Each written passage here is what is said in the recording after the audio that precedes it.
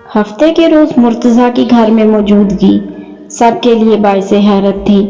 इस रोज अजीब बात ये हुई कि महविश भी अपने पोर्शन से तशरीफ ले आई। अशफा की तवज्जो भी निमरा ने उसकी तरफ दिलाई थी। आज लाला दिन के वक्त घर में है तो ये मोहतरमा भी अपने दिल से बाहर निकल आई हैं। सानिया और सायरा किचन में मसरूफ थीं। बहुत ही मज़ेदार पकवानों की खुशबू अशफा को भी किचन में खींच लाई थी। ये किसके लिए इतना खास एहतमाम हो रहा है? अशफा ने लापरवाही से एक गर्मा गर्म कबाब उठाते हुए पूछा तो निमरा फौरन बोली, आज आपके शोहरे नामदार हमारे साथ खाना खाने का इरादा जाहिर कर चुके हैं। इसी सिलसिले में तैयारियां रूज पर हैं। भाभो, लाला तुम्हें बुला रहे हैं। समन ने किचन में झांक कर अशफा से कहा और कबाब उठाकर भाग गई। सानिया अरे अरे ही करती रह गई। अशफा का हलक कड़वा सा हो गया। वो अध खाया कबाब प्लेट में रखकर बेदिली से ऊपर आ गई। आपने बुलाया है? अंदाज लठ मारने वाला था। मुर्तजा जवाब देने की बजाय उसे देखता रहा। अशफा उसके मुसलसल देखने पर झुंझला सी गई। कोई काम था मुझसे? जरूरी तो नहीं कि बीवी को काम के सिलसिले में ही बुलाया जाए। आप तो हमेशा काम के सिलसिले में ही आवाज देते हैं, या फिर मतलब। अशफा ने एकदम ही जुबान दांतों तले दबाकर बात अधूरी छोड़ दी। मुकाबल की आंखें इस पल कैसे जगमग कर रही थी।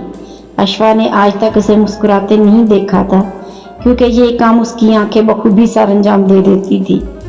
यानी कि तुम कहना चाहती हो कि मैं बहुत मतलबी हूँ? वो लफ्ज़ों को पकड़ने के फान से आशना था। अशफा तो कहकर पछताई, मैं जाऊँ?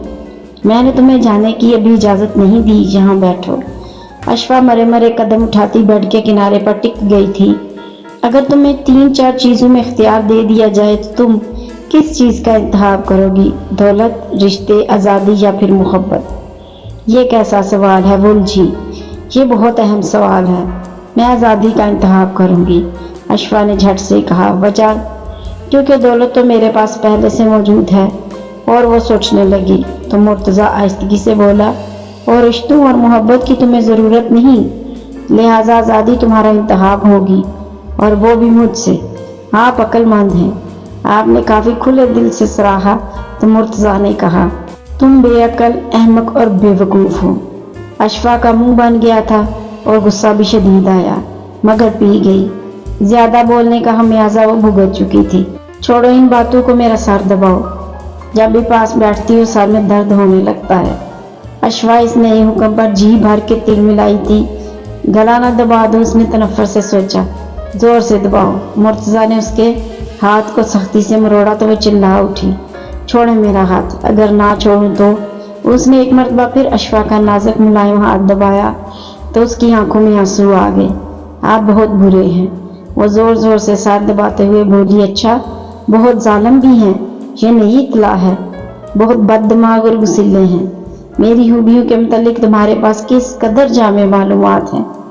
मुर्तज़ा ने उसे सराहा। मेरा बस चले ना तो तुम मेरा सर दबाने की बजाय गला दबा दो। मुर्तज़ा ने अपने माथे पर रखे इसके हाथ पर अपना हाथ रखा और फिर गिरफ्त में लेकर एक नरम सा बोसा दिया। वो झुंझलाते हुए पीछे हटी।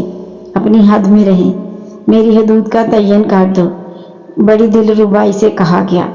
आप खामोशी से सर दबवाएं, मेरे साथ फ्री होने की कोशिश ना करें। वो एक नाकाबिले बर्दाश्त काम जाने कैसे दिल पर पत्थर रख के कर रही थी। मुर्तज़ा को काफ़ी इत्मीनान हुआ। वो इसे चढ़ाकर दिली सुकून महसूस करता था। तो क्या पड़ोसियों की खवातीन से फ्री होने की कोशिश करूं? उसका मूड बदल रहा था। अशफा को खतरे की घंटी महसूस हुई। मैं जाऊं? यहाँ लेटो। मुर्तज़ा ने अपने बराबर जगह बनाकर उसे ज़बरदस्ती झटका देकर लटाया तो वो चिल्ला उठी, आप बहुत बेईमान हैं, कभी तारीफ भी कर दिया करो। वो उसकी दस्तरस में कैदी परिंदे की तरह फड़फड़ा रही थी। मुर्तज़ा आप? अशफा ने गुस्से से अपना सर उसके कंधे से दे मारा। फिर 2-3 मरतबा उसने यही अमल दोहराया। उसने करवट के बाल थोड़ा सा सर उठाकर अशफा के उसीले चेहरे की तरफ देखा और मुस्कुरा दिया। अशफा हैरान हैरान उसे मुस्कुराता देखती रही और फिर उसकी पेशकदमी पर दांत पीस कर रह गई। कभी इस हुजरे से बाहर भी निकल आया करो। آج ہفتے بعد پھر گھر کی یاد آئی ہے اور آتے سال ہی اعتراضات کی بچھاڑ کر دی۔ کوئی اچھے کپڑے نہیں ہیں تمہارے پاس؟ اس کے قدرے بے رنگ سے سوٹ زدہ گلابی کاٹن کے کپڑوں کو انتہائی ناگواری سے دیکھا گیا۔ آپ تو روزانہ مجھے شاپنگ کرواتے ہیں۔ اشفا تنک اٹھی تھی۔ اور یہ جو الماری بھری پڑی ہے، یہ کپڑے کیا ہوئے؟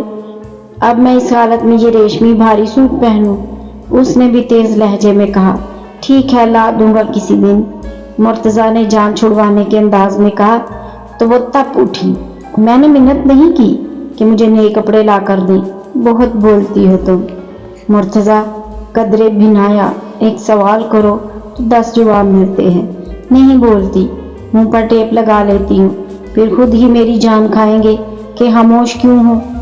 بہت نخرے دکھانے لگی ہوں، مرتضیٰ نے پرسوچ انداز میں کہا تو وہ بلبلا اٹھی۔ میری طبیعت ٹھیک نہیں، لہٰذا اللہ کے لیے مجھے آرام کرنے دے۔ لیں، میں نے کب ملکہ عالیہ کے آرام میں خلل ڈالا ہے؟ مرتضیٰ مصنوعی حیرت سے بولا۔ وہ سر تک چادر تان چکی تھی۔ مرتضیٰ گہری سانس کھینچتا لائٹ آف کر کے باہر نکل گیا۔ رات کو اس کی واپسی ہوئی تو ہاتھ میں ڈھیروں شاپرز تھے۔ ایک شاپر نمرا اور ثانیہ کو، دوسرا سائرہ اور سمن کو، جبکہ باقی شاپرز اشفا کے کمرے میں بھجوا دیے گئے۔ ساتھ میں اسے باہر آنے کا آرڈر بھی دیا گیا۔ کچھ دیر بعد وہ منہ پھلائے آ گئی۔ مرتضیٰ کہیں جانے کے لیے تیار بیٹھا تھا۔ دادی نے اسے آتا دیکھ کر محبت سے کہا، جاتی رانی، میر پتر تجھے کہیں گھما لائے، سارا دن گھر میں چپکی پڑی رہتی ہو۔ یقیناً دادی نے سفارش کی تھی، تبھی شہزادہ عالم اس کی ذات پر احسان کرتے ہوئے اسے باہر آنے کا کہہ کر خود چلے گئے۔ اشفا بھی جلتی بھونتی اس کے پیچھے آ گئی۔ کیا ضرورت تھی اس احسان کی؟ وہ زیادہ دیر کہاں خاموش رہ سکتی تھی؟ کون سا احسان؟ مرتضیٰ نے حیرانی سے سوچا اور پھر سمجھنے والے انداز میں بولا، او اچھا، ایسے چھوٹے موٹے احسانات ہم کرتے ہی رہتے ہیں۔ انداز بھرپور شاہانہ تھا۔ وہ جل کر رہ گئی۔ ڈیرے کے قریب گاڑی رکی تو مکرم جان نے آگے بڑھ کر سلام کیا۔ یہ مرتضیٰ کا ملازم خاص تھا، ڈیرے پر ہی اس کی بھی رہائش تھی۔ مرتضیٰ نے مکرم کو کچھ ہدایات دی اور پھر اس سے مخاطب ہوا، آج تمہیں اپنی فیوریٹ شخصیت سے ملواتا ہوں۔ نہ جانے کون ہے؟ اشفا کو تجسس نے گھیر لیا۔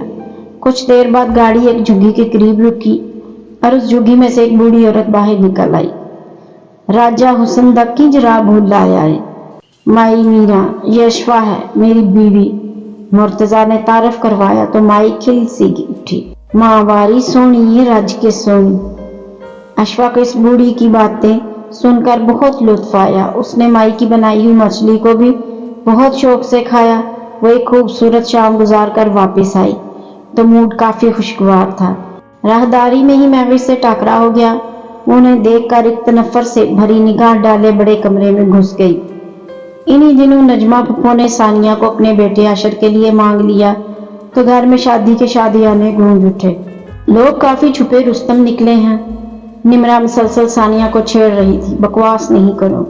وہ شرمائی بہت خوبصورت لگ رہی تھی۔ پہلی مرتبہ اشفا نے بھی گھریلو امور میں دلچسپی لی تو تائی امی اور دادی خوشی سے کھل اٹھی۔ عامر اور نکی تکی کی آمد کے ساتھ گھر میں مزید رونق ہو گئی تھی۔ یہ سب ڈھولکی پر الٹے سیدھے گانوں کی پریکٹس کر کر کے نہ جانے کون سے شہرت یافتہ سنگرز کی روحوں کو تڑپاتے۔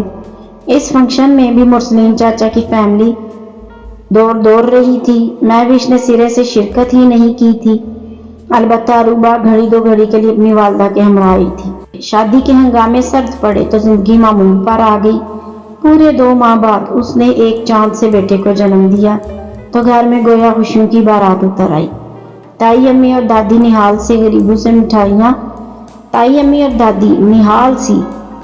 غریبوں میں مٹھائیاں اور پیسے تقسیم کر رہی تھیں۔ ایک ہفتے بعد اس کے بیٹے کا شاندار عقیقہ کیا گیا تھا جس میں پورے خاندان نے شرکت کی۔ یہ تقریباً 1.5 ماہ بعد کی بات ہے جب ایک رات اشفا نے مہوش کو بری طرح روتے دیکھا تو اس قدر تڑپ کر رو رہی تھی کہ اشفا کا دل بسیج گیا۔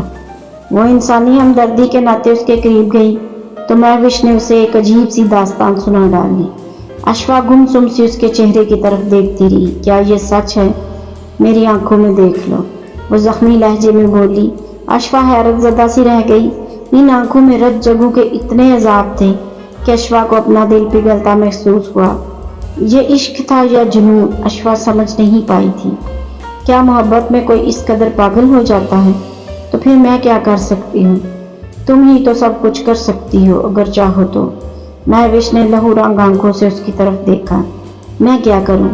अशफा हैरान हुई। तुम चली जाओ कहीं दूर, बहुत दूर, वापस अमेरिका।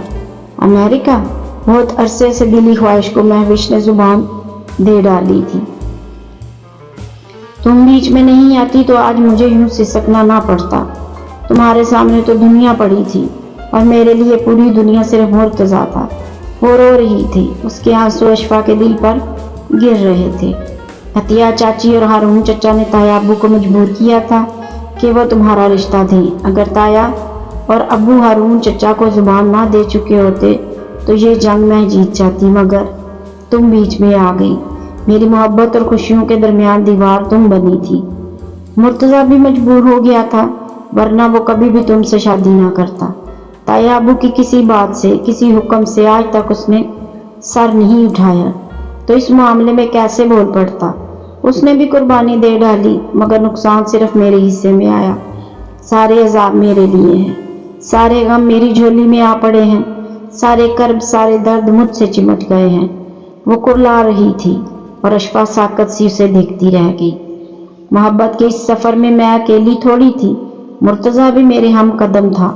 मुझे इस मकाम पर लाकर उसने तन्हा छोड़ दिया। वो सब कुछ पा चुका है और मैं खाली दामन रह गई। महविश की सिसकियां रात भर उसके कानों में गूंजती रहीं। इसे आज वजह मालूम हुई थी कि महविश अभी तक क्यों नहीं शादी के लिए मानती। हर रिश्ते को इनकार महविश की तरफ से होता था। उसे मुर्तजा की संग दिली का सोचकर घिन आने लगी थी। अगर वो साबित कदम रहता तो ताया अब्बू जरूर उसकी बात मान लेते, मगर वो भी सतही सोच वाला कमजोर मर्द निकला। खूबसूरती और दौलत को तरजीह देने वाला वो महविश से ज्यादा हसीन थी, दौलतमंद और तालीम याफ्ता थी, और मुर्तजा ने खसारे का सौदा तो हरगिज नहीं किया था। इन तमाम तल्ख सच्चाइयों के साथ साथ उसके दिल में दबा गुस्सा, उसकी नस्वानी अना और गुरूर की वो धज्जियां भी थीं जो उसके साथ जबरदस्ती करके मामा पापा ने बिखेर डाली थी। क्या वो इतनी गिरी पड़ी थी कि मामा ने हाथ जोड़कर ताया अब्बू को रिश्ते के लिए मनाया? वो सारी रात रोती रही और सोचती रही। उसने महविश की बात मानने का फैसला कर लिया। अगरचे वो कोई कुर्बानी नहीं दे रही थी, वो तो सिर्फ अपने उमड़ते इश्तियाल पर बंद बांधना चाह रही थी। वह इन सब से अपने साथ की गई जबरदस्ती का बदला लेना चाह रही थी। वह इन सब को जता देना चाहती थी कि कोई आम लड़की नहीं, वो इन सब को जता देना चाहती थी कि वो कोई आम लड़की नहीं है।